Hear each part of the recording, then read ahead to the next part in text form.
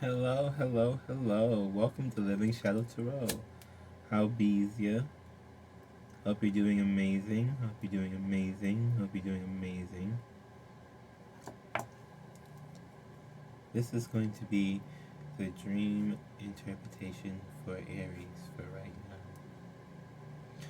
Whenever you come across this video, it will be for you. I don't know why whenever I do a dream reading, I feel like I gotta get in this like ASMR mode. Like I really want to pull out the microphone and just like,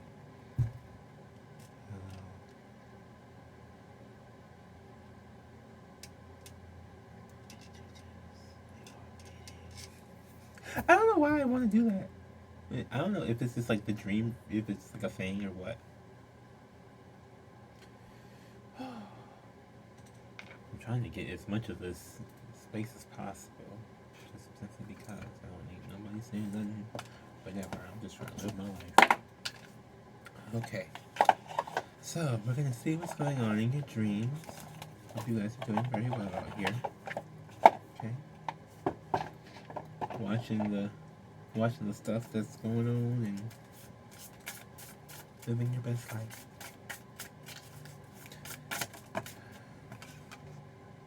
Oh, we have the earthworm. Okay, so you're about to start doing something new or different. You're about to start disrupting things as well. The earthworm is a disruptor in a sense, where they go into a space, they're new to it, but they start,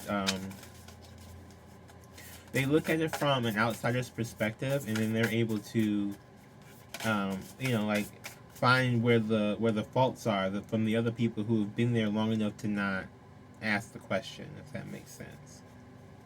Yeah, and we got this shark. So definitely, it is like it's take no prisoner. It's not take no prisoner, but like no one's gonna stop you. Basically, you're going in there and you're going in there like aggressive. Directness, exposure, revealing true nature and desire. That's what the shark. Bam. Okay. The shark is only dangerous when we don't acknowledge it. This card indicates that something big needs to be exposed. It's lurking in the depths and creating tension. Shark energy takes over us when we are hesitant to be honest, to be totally ourselves, or to say what we really want. It may be tempting to continue pretending nothing is wrong, but when the shark energy is at play, we feel the presence encircling us. Donut, donut, donut. Dun it, okay? Like it's like that type of thing. Like you feel it coming, okay? You feel this gonna come rip or whatever, or you feel this gonna come like rip something, like rip stagnancy out of your life. Definitely get that. Like, oh, I'm getting another one, okay. One more for the Aries. One more for the Aries. One more for the Aries. I don't know why that's a thing for me, but I don't. If I watch the cards, it gets like a thing. I'm like, do something. And we got the hyena. So I will pull this one up in the book too, but this is all about something being a little bit sneaky. Something being sneaky. Someone might be sneaking with the deacon out there. It might be a little sneaky. A little sneaky freak. I don't know what it is. I don't even want to. I don't even want to like address it sometimes, because I be afraid of what it actually is. So that's just me in general. Where is this thing?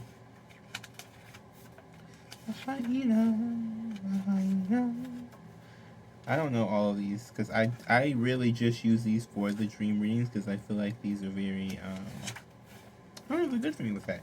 Humor, wit, sarcasm. The hyena personality is a jokester and a crowd pleaser, but below the surface there are unfulfilled dreams to be realized. When the hyena card appears, it's time to reflect on your reliance on sarcasm and humor to express your truth. Are you using jokes to hide old resentments in relationships, or to mask things that you feel uncomfortable discussing? What would happen if you took your goals seriously? And that's another sign too, because my little cat came. Hi, Safi. Come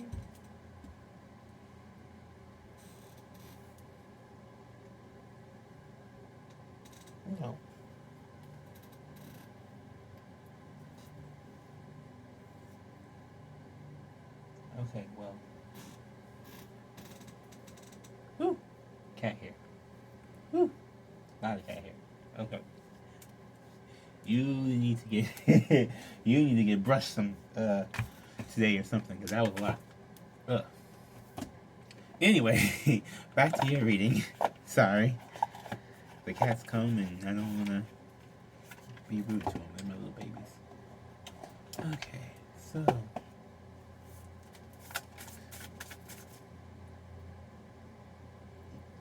you're playing yourself. That's what I heard. The joke's on you, you're playing yourself. So I don't know who needs to hear that, but that's what I just heard. The joke's on you, you're playing yourself. We got this Page of Wands coming out here. Okay, so in the waking world, you're walking around passionate, fiery. You're walking around determined to get your goal, but I feel like in some way, shape, and form deep inside yourself, you feel like you're not actually getting there. If that makes sense. It's like you may be feeling like you're doing all this work and it's not actually producing anything. Yeah. We got Queen of Cups coming up next here. So in your dreams here, you feel you're being this loving, nurturing person. You're being this mother goose, because this is what I'm really getting here is mother goose. So this could be something for you. That could be a thing you were looking for, mother goose. Okay, but it's like you could be mother goose out here, and like really just trying to be helpful and loving, and everything like that. And during the day, it's like you're focused on yourself during the day and focused on other people at night. Like, so we work through our problems in our subconscious when we sleep. So, which is part of the reason why, like, if your subconscious is clouded with too many things, you won't be able to really retain your dreams. Um, it's like you spend your day working on you, and your nights and your dreams working on trying to help fix other people's problems. If that makes sense. Yeah, we got the Five of Cups. Five of Cups, Ten of Wands, Two of Swords, King of Pentacles, the Strength card, and the Eight of Pentacles. Wow. So, okay. In the waking world, when you're awake, okay, you got this Five of Cups here. This is emotionally kind of all over the place, right? This is not necessarily regret or doubt. Again, this is more doubt than regret, but this is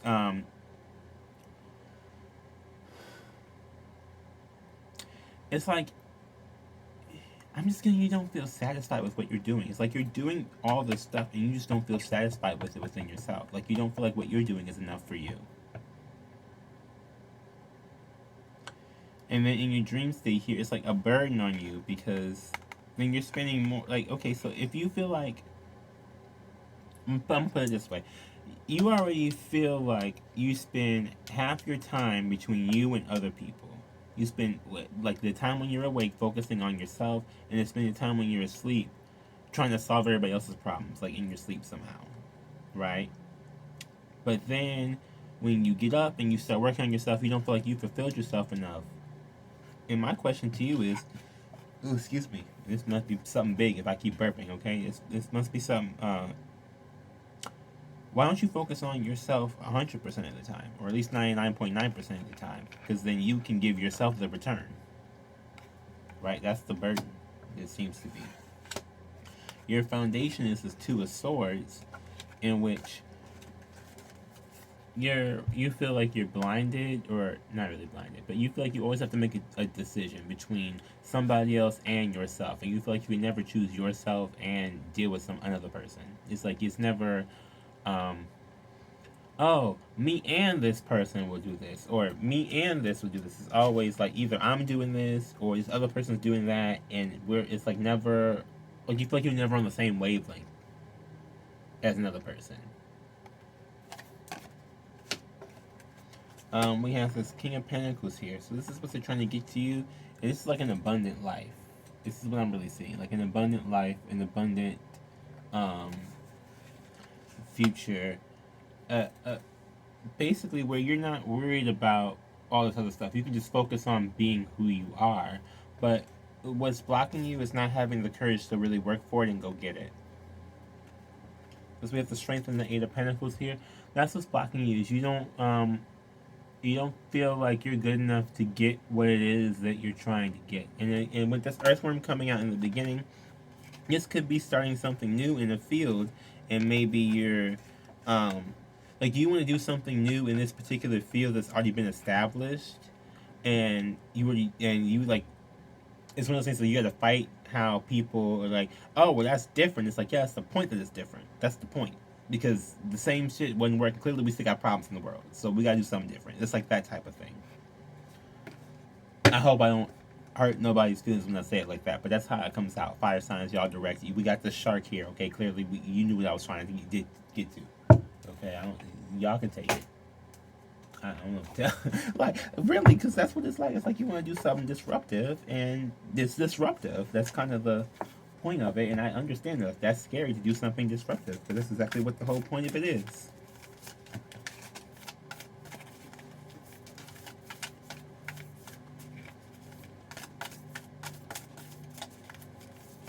Get some archetype cards. Ooh, we got the Chrome. See, Psychic. Bam. You know what's going on. You know what's happening. This is not a game. It's not a trick. No one's bamboozling you. You're very aware. We have the desert and the animal. I will look these up too. I'm learning more of these, but I know that one. The Chrome. The underworld. There we go. I knew that something about that was going to come in here. I was expecting the death card to come, to be honest. The siren. Ooh. And the warrior. Well, this is all about being determined, which is what we kind of were discussing earlier. But yes, this is all about being determined. Where's the other book I just had? It's right here. Let me go to the underworld, because I'm really curious about that. Back here. Yes, the underworld. The nightmare, the ordeal, the bottom. There is no time to mince words. The archetypal territory of the underworld is fought with nightmares, suffering, and pain. It is the darkest shadow realm in which we try vigilantly to avoid or deny at all costs. Try as we might, the darkness pulls us into depths through disturbing dream images, unexpected accidents, illness, war, conflict, and ultimately death. Not visiting the underworld or denying its existence altogether is what gives its dangerous power. Traversing its force is traversing it. Oh my god, never mind. Moving on.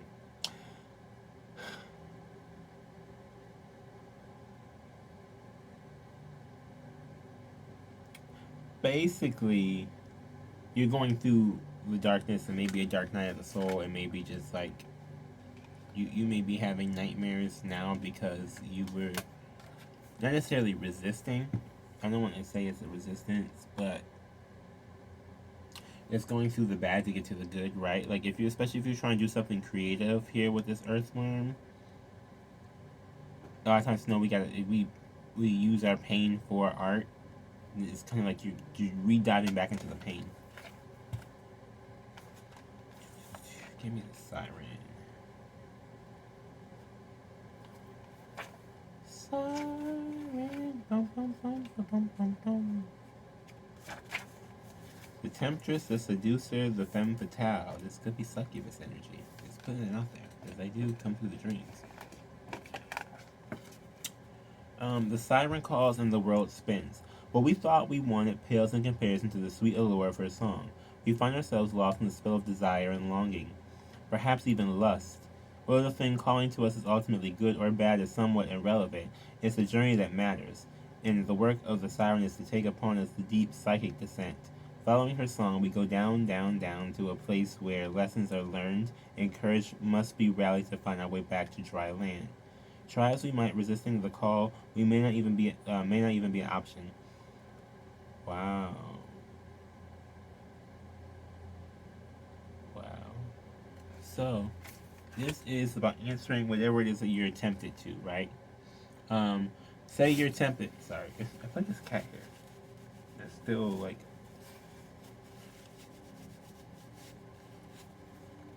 Yeah, it was on that side. Oh. Anyway,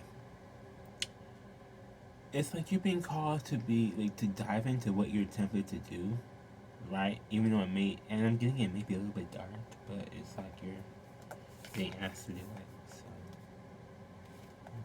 the beast, the wild one, the she wolf, the animal. Bam. We are mammals. The hair on our chest and between our legs reminds us so.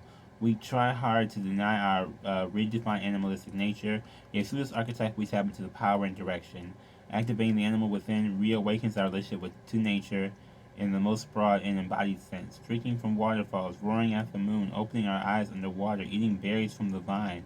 The life force of our planet begs us to set down the devices, the constraints, and the social constructs. Remember the warm blood that pulses through our veins. This is about being grounded. This is about basically, I hate to say this because you should subscribe here because I want you to subscribe here, but you may be watching too much YouTube. But I'm just being real honest. You may need to, it's just need a moment where you just need to just sit, and not focus and worry about a lot of things in your life. And just let things happen for you so that you can let your creativity flow. There's this one little piece of hair. This is the size that wants to look over. Oh, there's the other one. We got the desert, the drought, the wastelands, the badlands. The desert leaves us disoriented, desperate for direction, gasping for meaning, longing for solid ground, and for endless miles we are confronted with a lack of clarity and existential dread. We are thirsty, hungry, pleading with life to get back to normal, to become animated by the simple pleasantries of day-to-day life. The desert offers no such comfort, and all must pass through it. If you can embrace the discomfort of the desert, knowing you will someday reach water again, you can tap into the potent energy of the landscape. Its lights are blindingly bright, and its darks terrifyingly deep. Yeah. So this is definitely for this is unbridled creativity and clairvoyant visions. Okay, so definitely a thing. Let's see the crows, the shells, the coyotes, all call and surround you. This is like you're going through the mess, right? You're going through the mess to get to the light, and it's like you are aware that you're doing it, but it's like you're not happy with it. You're like, okay, I need to just be done by now. Like that's what I'm feeling. So I was like, okay, so I know I'm doing this. I've been doing the thing for a minute. I need to be done by now, though. Like this is that hyena energy. Like it's like you're starting to crack jokes about it because you're just like, okay, so it's been a minute. Like it should be over now. So it's like that type of thing. It's overall not bad. It's just don't be so hard on yourself, but also focus a little bit more on yourself here because this. I'm really getting it's like you spend your dreams maybe trying to help other people. Oh my gosh, what in the world? I put my phone on do not disturb, and I don't even know how that happened. So you might be getting a call from somebody, or maybe someone you get like wake up calls in the morning. They like wake you up. That could also be a thing. So yeah, I do want to thank you all for watching these videos. Thank you for liking. Thank you for commenting. Thank you for subscribing. Thank you for sharing. Thank you for doing all the things that you do. And thank you for just supporting in all ways, areas, and walks of life. Thank you for the support, the positive energy, everything that you've given that's just been nice, and donations, all the things. Just thank you for all the things. And I hope you have a beautiful, blessed day. And bye. Namaste.